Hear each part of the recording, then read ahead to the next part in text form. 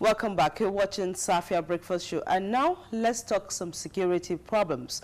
Well, Nigeria, as we know, have been facing a lot of challenges, predicated on the issue of security, from petty theft to the issue of, kidnappings and other criminal activities going around within the country. But the most important is, of course, the issue of insurgency, which, of course, especially the northern part of the country, has been facing over some years now. But why do people develop criminal tendencies? What goes up in their minds? How do they put one and two together and, okay, at the end of the day, decide, this is what I want to do? All of this is going to be what we're going to be looking at this morning, looking at the psychology behind, criminal minds. We have in the studio, or I present to you in the studio again, Dr. Lionel Rawlings, who is, of course, a security expert, and he is the Assistant Vice President, Security and Safety of the American University of Nigeria. Good morning, Doctor. Well, I should say Inakwana. Inakwana. Of course, he's back with that. Yeah, he's back with that, and I'm still laughing. Did you miss me? Definitely, well, yes. This, I would say, it's a question that yes. deserves no answer because it's rhetorical. I missed you all. I missed you more, and you're looking more beautiful than ever than the last time. I know you've started that once again because that's the usual line. You always have the soft spot for the woman. No, I always said you're a handsome man too. No, we always have a problem, Can you not settle your problems now? Well, it's good to have you once again. It's good to be back. Yes, and it's been a very long while. It's good to be back. Since the security situation is doing so well, thanks to the security forces, there is not much need for me here. So. Definitely there is. And that is why, on popular demands, people have been asking questions, where has Lionel been? We know you have a lot of things, other things that are, of course, taking your attention. Yes. But then the people here still need one or two tips they can get from you to always stay safe. Well, I'll come back. Whenever you invite me back, I'll come back. You're back. I guess there's no going back on this one. All right. You're back. I'll hold you to that. Or you can hold me to that. All right. So it's good to be back. Welcome back again once time. Starting on a very promising note, a very good subject to discuss about talking about criminal tendencies. So I think it's a very good start with him, isn't it? It is really. So with all of the whole bulk of criminal activities that faces us every day, when you go to bed, you don't know if you're going to wake up safe.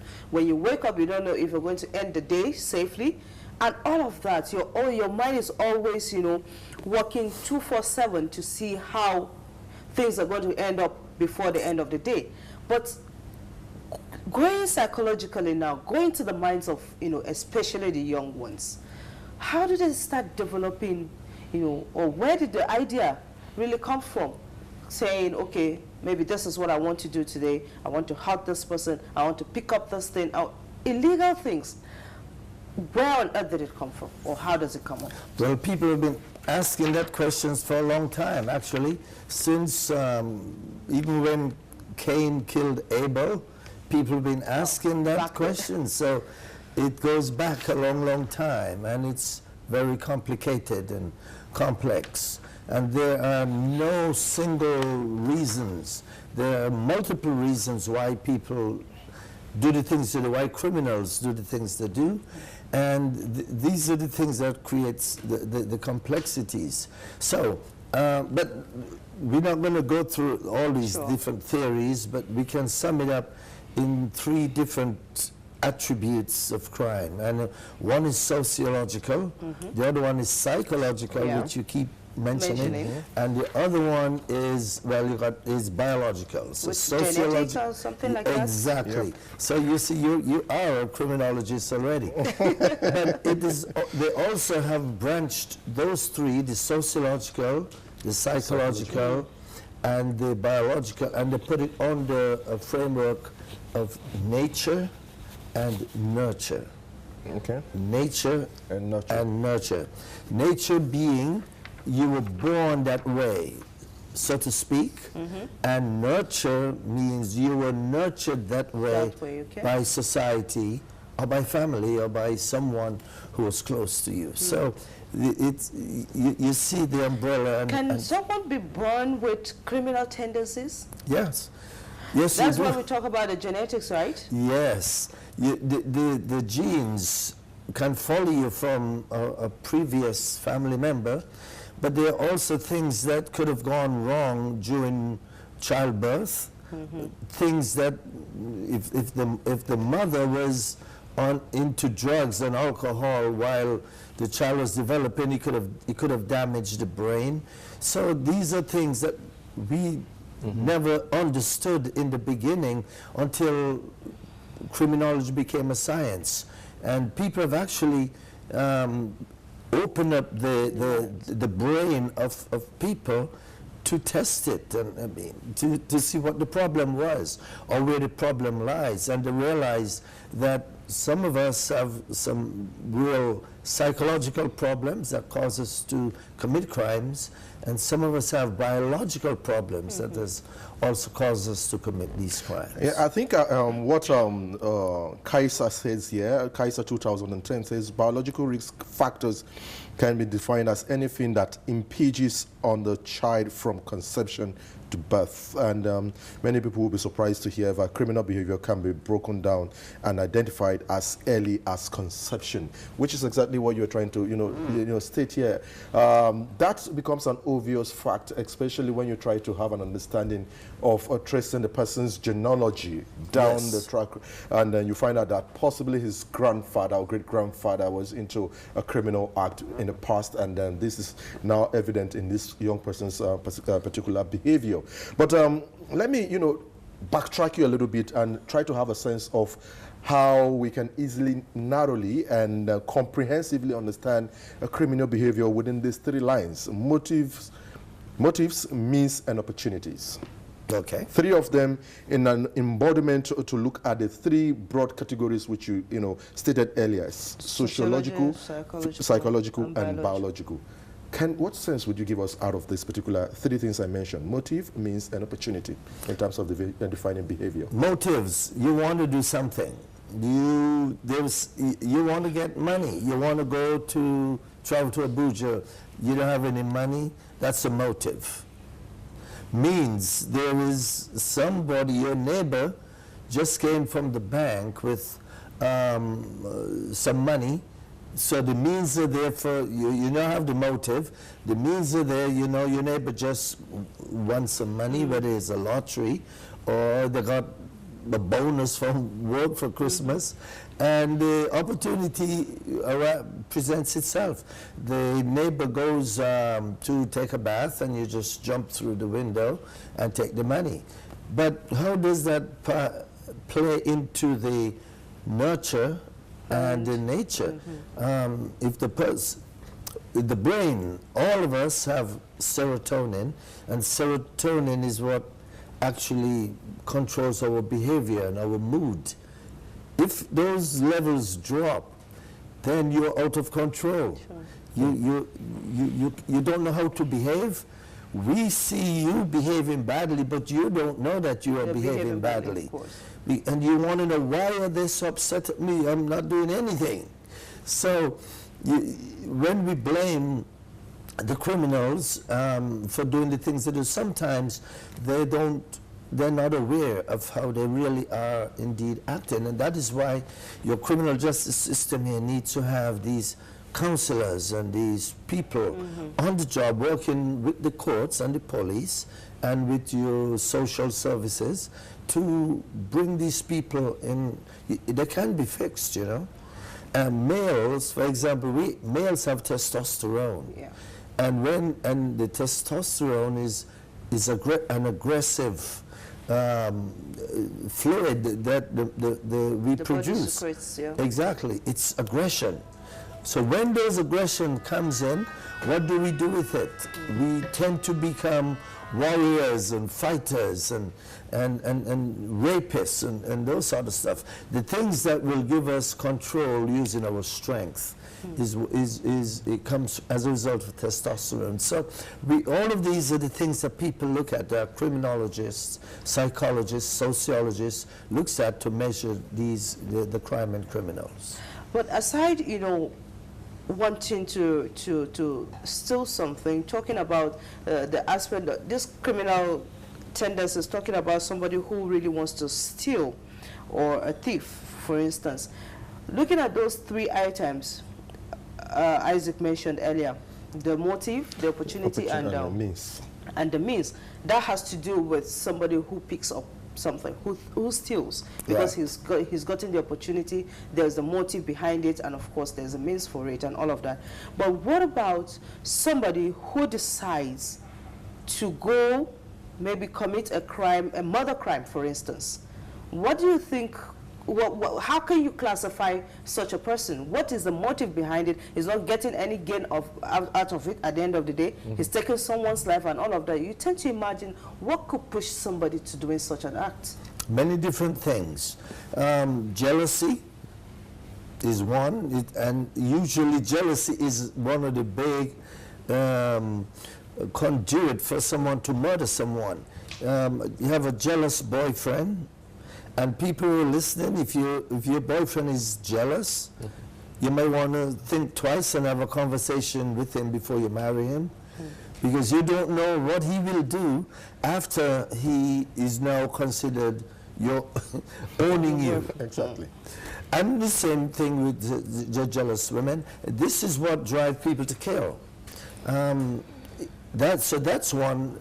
Hatred, revenge. So somebody can kill you for revenge. Somebody can kill you because they hate you. We have a thing called crimes of passion, that you meet your lover in the arms of another, and you lose it, and you stab him right there, and you kill him. It's a defense, because they have determined that the average man or woman who see that can fly into a rage and kill you. It is also a defense. So all of these things is a very good question. What would make a man do that? Why did Cain kill Abel? Jealousy. Jealousy. So that is why the first thing I said was jealousy. We commit these horrendous crimes because of jealousy, revenge, rage, hatred, and all of these other things. So, but the ones we spoke about, those are part 2 classification crimes, where people steal for survival. Now, let's look at the man who steals for survival. If you have a wife and a family and you have nothing to eat, there's a loaf of bread, why wouldn't you steal it? You have to feed somebody. That is a different motive than the man who steals a truckload of bread to sell on the black market. He broke into a bakery, stole all the bread so he can sell and make money, whereas you just stole a loaf of bread to feed your family. So there's a difference between survival and greed. Sure.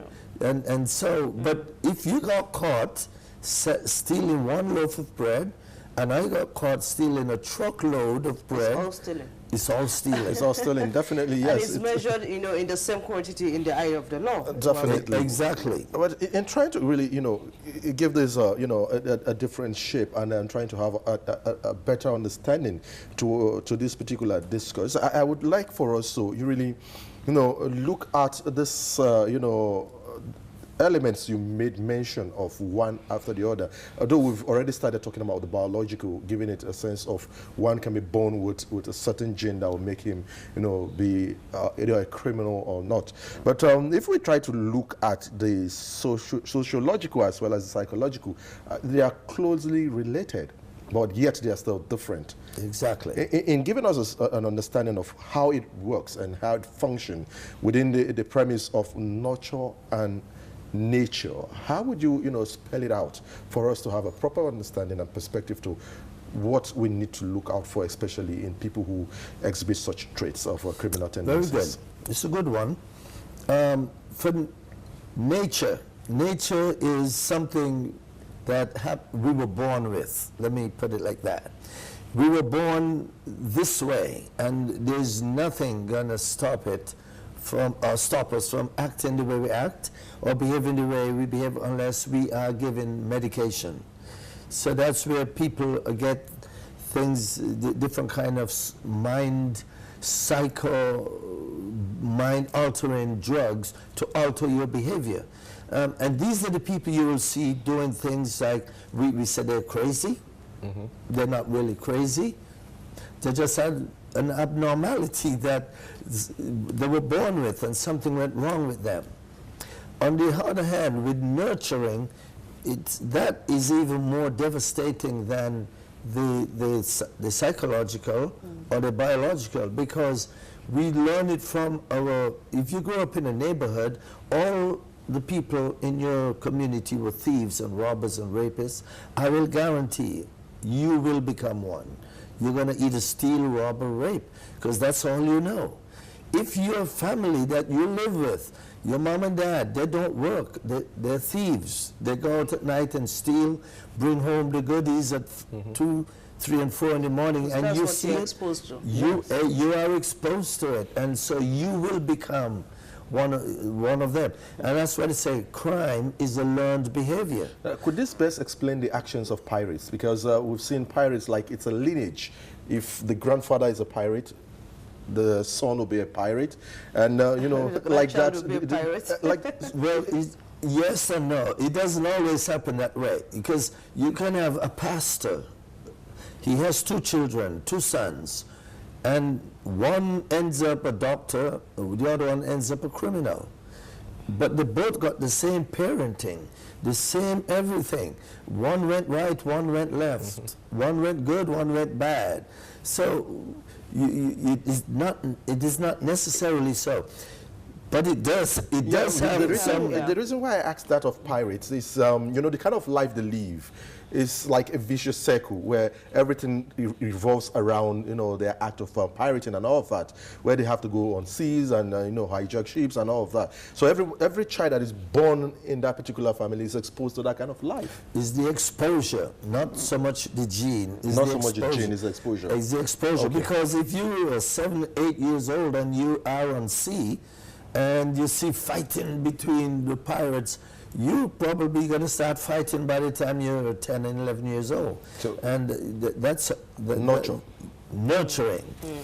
But also, too, remember, there's another classification of criminals. Now, first of all, I should have said this in the beginning, to be called a criminal, what do you think is a criminal, by the way? What would you say is a criminal?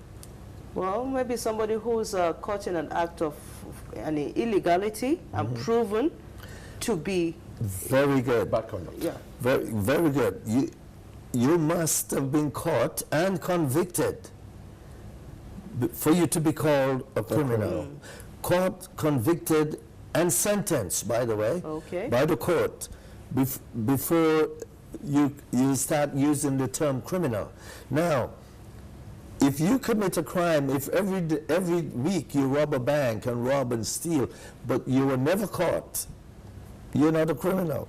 So we're using the word loosely in the eyes of the law. Because in the eye of people, in the eye of people, we call it a criminal. Who knows what you do? And we usually refer to you to be a criminal. But you're not a criminal, because it's only the criminal court can say that you are a criminal. So you could say, you know, that's where they say a man is innocent until proven guilty. Of course. So when people call you, even though they know you are stealing all day long and all week long, you're not a criminal until you get caught and convicted by the court. So when you call a man a criminal, make sure that he has been convicted. Other than that, he can say, look, I'm innocent until proven guilty. Definitely. And now, sue you for defamation. And you can sue for defamation. Yeah. So with this, we have about just a minute to go. What goes on in the minds of, you know, those who are said to be enemy of the state, especially people like, you know, insurgents that decide to hold a state or a nation to ransom and all of that? What really prompts them to doing such? They're not necessarily criminals. They use criminal tendencies and criminal means to do the things they do to get where they want. And that does not qualify them being criminals? Well, if they're not convicted, they're not a criminal. Now, a terrorist is different from a criminal, The terrorists sometimes call themselves freedom fighters. They don't call themselves terrorists. We call them terrorists. But if you ask a terrorist... Because they terrorize the peace of the nation. Exactly. But if you ask a terrorist, are you a terrorist? He said, no, I'm not. I'm a freedom fighter. I'm fighting for freedom for my people or my group or my tribe or my whatever it is he's fighting for. But he will tell you, I am not a terrorist. And the problem is he is using criminal means to achieve his goals. And that is where it becomes shady, because if you have to kill people, you have to steal money, you have to buy illegal weapons. So all of those are criminal behaviors, and all of those are the things that we. By the way, every one of us, before we finish, are only one step away from becoming a criminal. So every one of us? Every one of us. It's just like every one of us exhibiting some sense of madness. Exactly. Every one of us, one click from becoming a criminal. If we try to have an understanding of what you've said, sociological, physiological, and biological, looking at it within the context of nature and nurture, whatever tendencies one is going to exhibit must look at these three elements. Motive, means, and opportunity. Absolutely. That must be something that groundwork to be able to define someone's action or not. Well, we're going to, put this forward as a reminder for what we're going to be talking about next week. Adoption. That's a How good can one. this infuse into what we see with the rates of adoption that we see in our society as it is today? It's a good one, since you have so many of it taking place. Definitely. Yes, that's what we're going to do next week. We shall. Thank you once again for being on the program, Dr. Lionel Rawlings. And I only came because of her. Grateful that you were seated this morning and helping us Thank you for coming. to have a proper understanding. Never mind Dr. Lionel Rawlings. It's always like that. Well, that's the Assistant Vice President, Security and Safety at the American University of Nigeria, Dr. Lionel Rawlings. He did give us some perspective into criminal tendencies, factors responsible, sociological, physiological, and biological, nurture and nature. Look at it from that particular ground, and you have an understanding of someone's behavior towards becoming a criminal, and you can easily nip it to the bud. Well, we'll take a break, and then we'll be looking at other discussions after the break.